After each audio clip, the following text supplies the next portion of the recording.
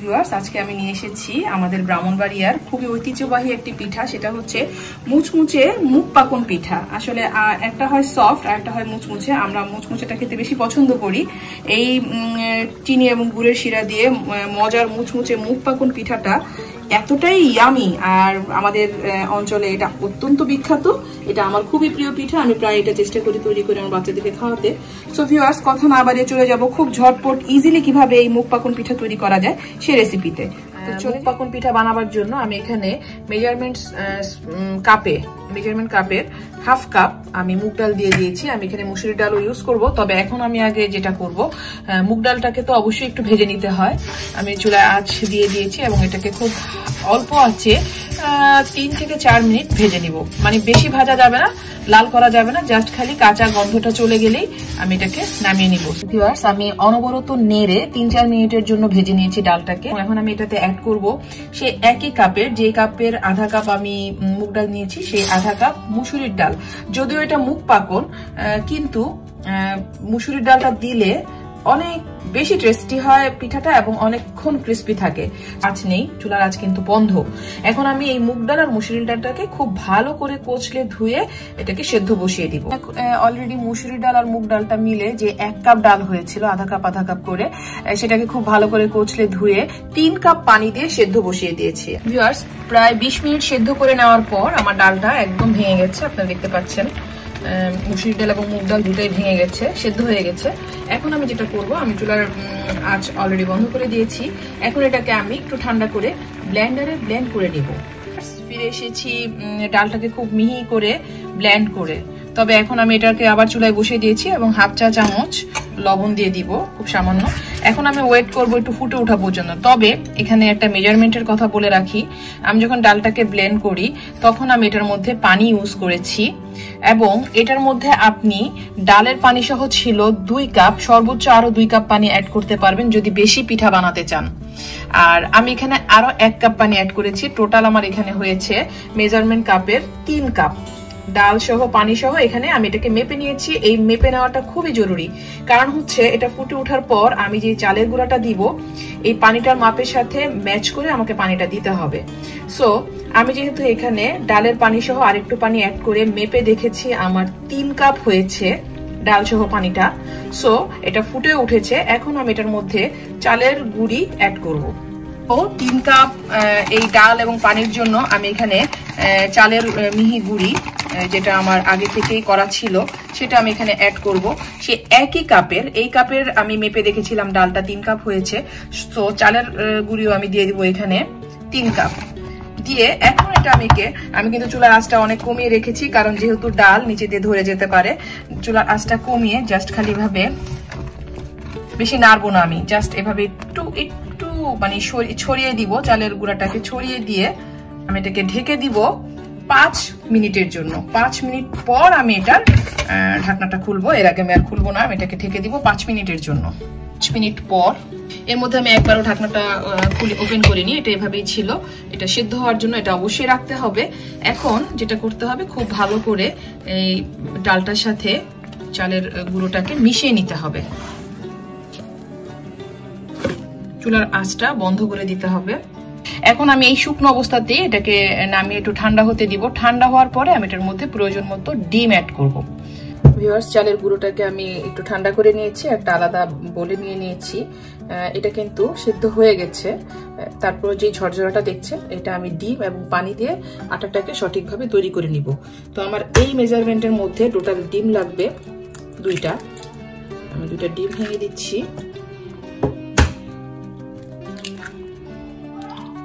এবং কুসুম গরম পানি নিয়ে নিয়েছি আমি এখানে পরিমাণ মতো। ডিমটাকে ভালো করে ভেঙে আমার যতটুকু পানি লাগবে ততটুকু অ্যাড করে করে আমি আটাটা তৈরি করে নিব। সো একবারে বেশি পানি দিতে যাবেন না, একটু পানি দিয়ে দিয়ে ঠিক একটা মোটা রুটি তৈরি করা যায় এরকম একটা কাই তৈরি করে নিতে হবে। সো এটা একটু সাবধানে আস্তে আস্তে করতে হবে।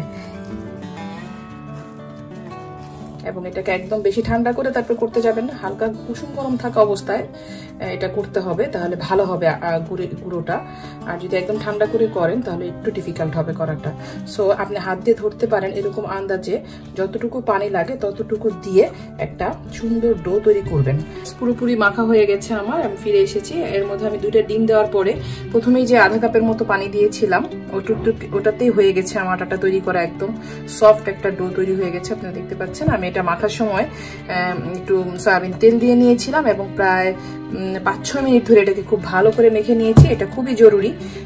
এটাকে এখন আমি পিঠাটা বানাবো, কিন্তু তার আগে অবশ্যই আমি শিরাটা তৈরি করে দিব। ভিউয়ার্স, চলে এসেছি চিনির শিরাটা তৈরি করতে। এটার মধ্যে আমি মেজারমেন্ট কাপের 2 কাপ চিনি আর 1 কাপ পানি দিয়ে অলরেডি বসিয়ে দিয়েছি। তবে আমি এখানে আরেকটা জিনিস অ্যাড করব, সেটা হচ্ছে আমি একটুখানি গুড় অ্যাড করব এটার মধ্যে। আসলে এই গুড়টা দিলে এত সুন্দর একটা ফ্লেভার আসে পিঠাটার মধ্যে, আমি এটা সবসময় অ্যাড করার চেষ্টা করি। আপনারা যদি না করতে চান কোনো সমস্যা নেই, আপনারা শুধু চিনি আর পানি দিয়ে শিরাটা তৈরি করতে পারেন। তবে আমার এই টেস্টটা আনতে চাইলে আপনারা অবশ্যই একটু গুড় অ্যাড করবেন। এই গুড়টা দিয়ে আমি শিরাটাকে খুব বেশি ঘন করব না, আমি দেখিয়ে দিব যে এক তারের শিরা হলে আমি এটাকে নামিয়ে নেব। এর মধ্যে আমার চিনি এবং গুড়ের শিরাটা একদম তৈরি হয়ে গেছে। কিভাবে বোঝা যাবে আমি দেখিয়ে দিচ্ছি। ঠান্ডা করে নেবেন একটুখানি চামচ দিয়ে। তারপর যেটা করবেন, আপনার হাতের মধ্যে একটু নিয়ে জাস্ট খালি একটু দেখবেন, এই যে একটা জাস্ট খালি একটু তারের মতো তৈরি হচ্ছে, তখন এটাকে টার্ন অফ করে দিবেন, মানে চুলা বন্ধ করে নামিয়ে ফেলবেন। এটা চলে এসেছে পিঠা বানাতে। আমি এরকম একটা প্লেন জায়গায় পিঠাটা তৈরি করব এবং এরকম একটা বেলুন নেওয়ার চেষ্টা করবেন যে বেলুনটা প্লেন হয়। এখন আমি এখান থেকে একটুখানি করে ডো নিয়ে নিব পিঠা বানানোর জন্য, এবং অবশ্যই প্রতিবার হাতের মধ্যে একটু তেল দিয়ে নিতে হবে, তাহলে পিঠাটা ভালো হবে। আমি এখন এটাকে একটু জাস্ট তেল দিয়ে একটা শেপ আনার চেষ্টা করব, গোল। মোটামুটি এটাকে খুব বেশি যে গোল হতে হবে এমন কোনোই কথা নেই, আসলে শেপটা সম্পূর্ণ নিজের ইচ্ছা বা নিজের ব্যাপার। এখন এটাকে আমি একটু রুটি বেলে নেওয়ার চেষ্টা করব, আর চেষ্টা করবেন যেন রুটিটা খুব বেশি ঘন মোটা না হয় আবার খুব বেশি পাতলাও না হয়, সেদিকে একটু খেয়াল রাখতে হবে।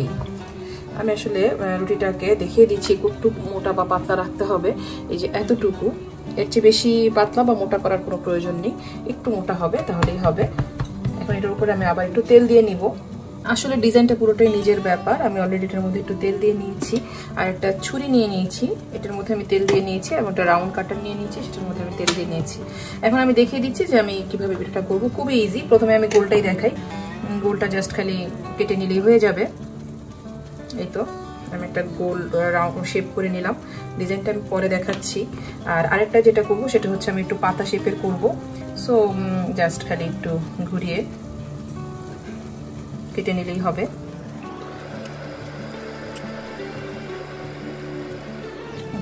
হয়ে গেল। এখন এই দুইটাকে আমি একটু ডিজাইন করে নিব।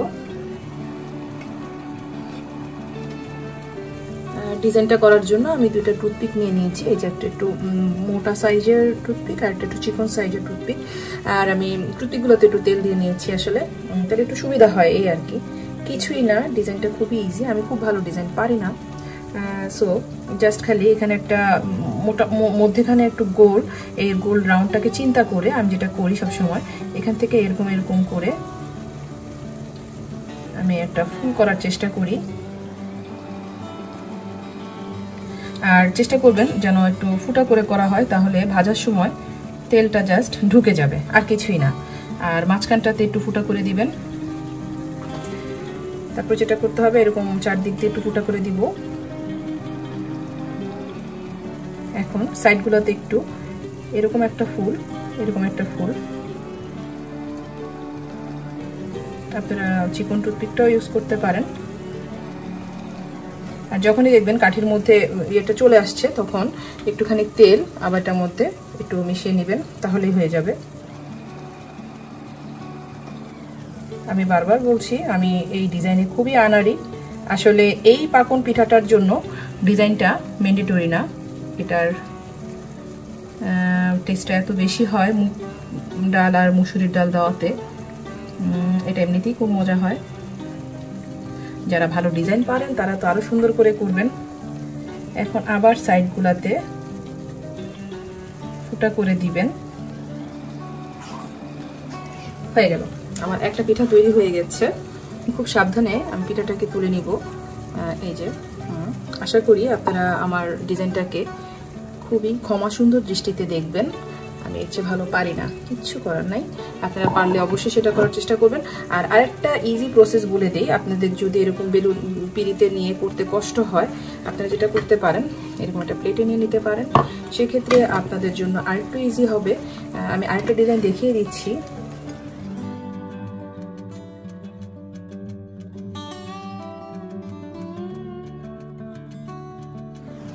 এই তো হয়ে গেল। এখন যেটা করতে পারেন, এটার চারদিক দিয়ে এরকম ফুটা না করে একটু ড্রপ করে দিতে পারেন, একটু ডিজাইনের ভিন্নতা আনার জন্য, আর কিছুই না। তবে যত বেশি ফুটা হবে তত বেশি ভালো, এই কারণে তাতে করে পিঠার ভেতরে তেলটা খুব সুন্দর করে ঢুকে যাবে। সো সাইড দিয়ে আপনারা এরকম একটু করে দিতে পারেন। তবে অবভিয়াসলি যেটা করতে হবে সেটা হচ্ছে ফুটাটা করতেই হবে। যেখানে আপনারা একটু ফাঁকা জায়গা পাবেন সেখানে একটু এরকম ফুটা করে দিবেন। এটা করলে অবশ্যই পিঠার টেস্টটা অনেক বেশি হবে। তেলটা ভেতরে ঢুকে খুব ভালো করে ভাজা হবে এবং শিরাটাও খুব ভালো করে ঢুকে যাবে। সো এই যে আমার আরেকটা ডিজাইন হয়ে গেল। প্রায় 12-13টা পিঠা তৈরি করে আমি ফিরে এসেছি।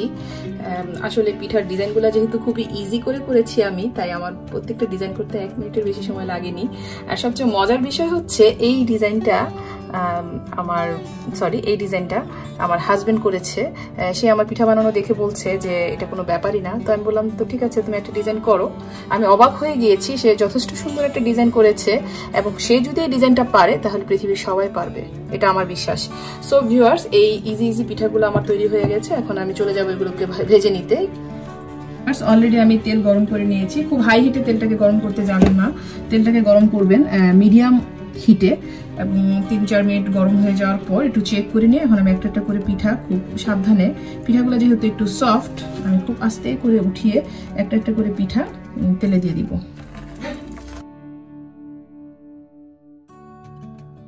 ভিউয়ার্স, প্রায় 2 মিনিট পর আমি ফিরে এসেছি। পিঠাগুলো সব একটু ভেসে উঠেছে। একটা পিঠ একটুখানি হয়ে যাওয়ার পরে আমি জাস্ট এগুলোকে এখন একটু উল্টে দিব। একটু শক্ত হওয়ার পরে অবশ্যই, একটু নরম থাকা অবস্থায় যদি আপনারা উল্টাতে যান ভেঙে যাওয়ার একটা ভয় থাকতে পারে। এভাবে খুব সাবধানে আমি সবগুলো পিঠা উল্টে দিলাম। এইভাবে আমি এপিঠ ও পিঠ উল্টে একটু ব্রাউন করে ভেজে তারপরে মুচমুচে করে তারপরে আমি এটাকে সেরাই দিব। আমার পিঠাগুলো ভেজে নিতে প্রায় 8-10 মিনিট সময় লেগেছে মিডিয়াম আছে। আপনারা দেখতে পাচ্ছেন পিঠাগুলোর কালারগুলো চেঞ্জ হয়ে ব্রাউন হয়ে গেছে এবং কতটা ক্রিস্পি হয়েছে আপনারা দেখে নেন। এর চেয়ে বেশি কালো করতে যাবেন না, কারণ এটা নামিয়ে নিলে কিন্তু আর একটু মুচমুচে হবে। সো এর চেয়ে বেশি মুচমুচে করার দরকার নেই। যে পিঠাগুলো বেশি মুচমুচে হয়েছে সেগুলো আগে আমি নামিয়ে নিচ্ছি। আমি যে পিঠাগুলো নামিয়ে নিয়েছি এগুলোকে আমি সরাসরি চলে যাব শিরায় দিতে। আমার আগে থেকে যে শিরাটা আমি তৈরি করে রেখেছিলাম সেই শিরাটা যদি ঠান্ডা হয়ে যায় তাহলে জাস্ট চুলার আঁচটা একটু ধরিয়ে দিয়ে চেষ্টা করবেন যেন শিরাটা কুসুম গরম হয়, মানে খুব বেশি হাই হিট করার দরকার নেই, শিরাটা কুসুম গরম হলেই হবে। পিঠাটা থাকবে খুবই গরম আর মানে একদম চুলা থেকে নামানো, আর শিরাটা হবে কুসুম গরম। এই কুসুম গরম শিরার মধ্যে আমি পিঠাটাকে রাখবো প্রায় 1 মিনিটের মতো। 1 থেকে 1.5 মিনিট রাখলেই হয়ে যাবে। এটার ভিতরে শিরাটা ঢুকবে। ঠিক ঘড়ি ধরে 1-1.5 মিনিট পর আমি পিঠাগুলোকে শিরা থেকে তুলে নিব। ফিরে এসেছি 1 মিনিট পর। 1 মিনিট পর পিঠার মধ্যে শিরাটা দেখেন একদম ঢুকে গেছে। এই অবস্থায় আমি একটা একটা করে পিঠা রস থেকে তুলে নিব। দেখলেন তো ভিউয়ার্স, কত সহজে তৈরি হয়ে গেল অসম্ভব মজার মুগপাকন পিঠা। আসলে এটা এত টেস্টি আর এত সুন্দর ফ্লেভারফুল মুগ ডালটা দেওয়ার জন্য। আমি একটা পিঠা আপনাদেরকে একটু ভেঙে দেখাচ্ছি যে এটা কতটা ক্রিস্পি, তাহলে আপনারা বুঝবেন। এই যে ভেতরটা কত মুচমুচে হয়েছে আপনারা একটু দেখেন। একদম ভেতরে চিনির শিরাটা ঢুকে গেছে এবং এটা অসম্ভব মজা। আর এই যে ছোট্ট সুন্দর পিঠাটা তৈরি করেছে আমার ছেলে রুজাইন। আসলে আমি বাচ্চাদেরকে উৎসাহিত করি, ওরা যখন কিছু পিঠা বানাতে চায় আমি তাদেরকে দেই করতে, কারণ এটা তাদের আগ্রহ বেড়ে যায়। আমারও খুব ভালো লাগে, ওদেরও খুব ভালো লাগে। সো ভিউয়ার্স, থ্যাংক ইউ এতক্ষণ ধরে আমার এই এত মজার মুগপাকন পিঠা রেসিপিটি দেখার জন্য। আশা করি আপনাদের ভালো লেগেছে। পরবর্তীতে আরেকটি রেসিপি নিয়ে হাজির হব। আল্লাহ হাফেজ।